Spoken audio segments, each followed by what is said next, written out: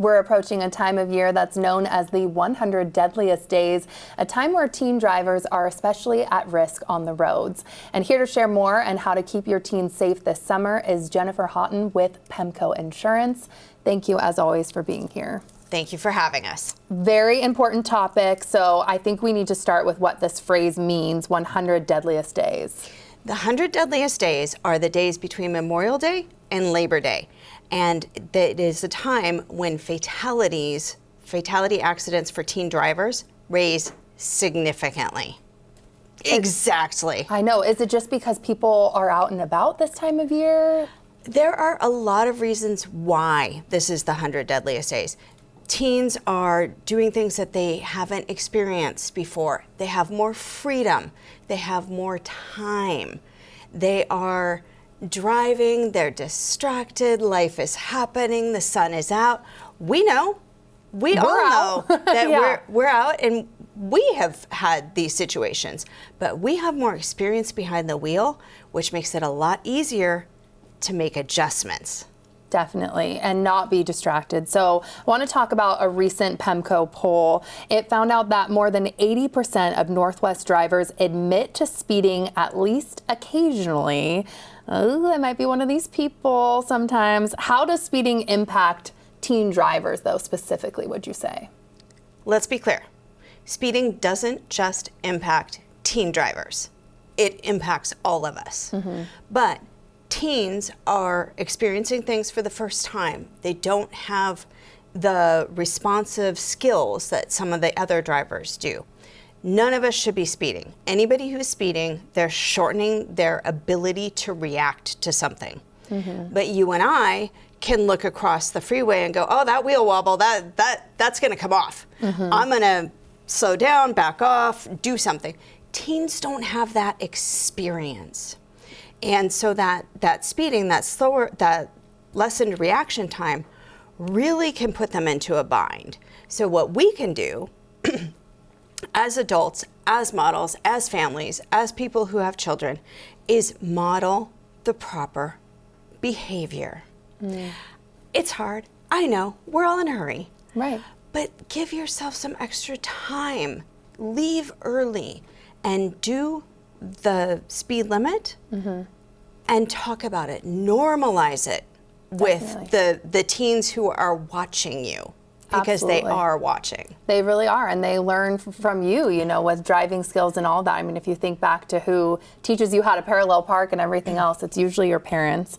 I want to talk about what you mentioned earlier, distracted driving, another major concern here. What distractions are creating the biggest risks for teens right now, would you say? Phones are the obvious distraction. They are making noises, badonging, sending us texts, all the things. But they are also meant to distract. They are built to distract. Even the directions, it's announcing that you should turn left, and I didn't think that was where I was turning. Right. So that's one piece of it. But there are so many other distractions. You're looking for something in your bag. You're looking for the last chip in the chip bag. You're turning around to talk to a passenger, which, let's just lay this out. Teens shouldn't have passengers in their cars. There are rules against it here in Washington mm-hmm. State. There are guides against it because they are a major distraction. If anybody wants some tips and tricks on distraction, there's something called the Parent Supervised Teen Driving Program. You can get a booklet at any DOL in Washington State. Lots of tips and tricks. Or go to PEMCO.com. But the distractions will take your eyes off the road. Mm-hmm. If you're going even the tiniest bit too fast, that reaction time is lessened, your eyes come back to the road, and we can all read the rest of that. So one of the keys to that, the biggest tip that I will give people, is set up your directions before you are ready to go. Mm-hmm. I get in the car and I set up my directions, and it's my little quiet time in the car by myself. Right. And figure out what you want to listen to. Exactly. And make sure that your phone is paired to the technology in your car, because mm-hmm. there's nothing worse than seeing somebody looking down at a phone to get directions when they have a full tech setup in their car that Right. would Before help. we leave too, I want to talk about the conversations that families should be having with their teen every single day.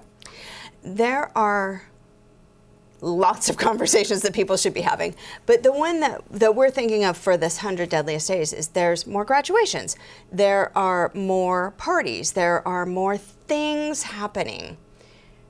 You might get in a situation where there's an impaired driver. The message is absolutely clear: never get in the car with an impaired driver.